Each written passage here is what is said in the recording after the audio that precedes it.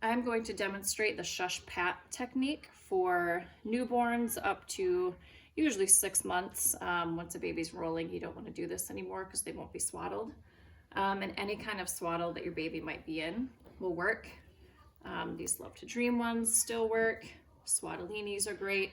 No matter what type of swaddle, this is just a muslin wrap, this will work. So let's say you put your baby down and begins to cry.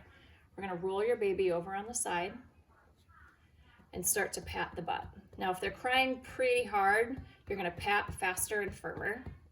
And then as they start to relax and quiet and calm, you can really slow that down.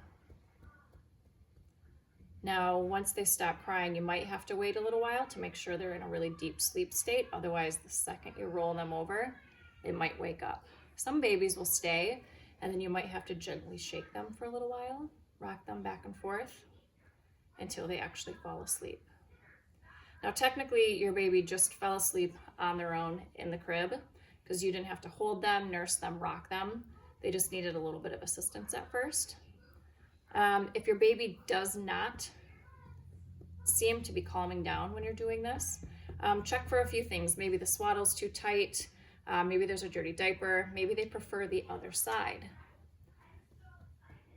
And now don't be afraid to pat pretty firm. You're kind of mimicking if you were holding and bouncing the baby in your arms. This is how firm you need to pat. You just keep going until they calm. And then you would slowly roll back over. And that's Shush Pat.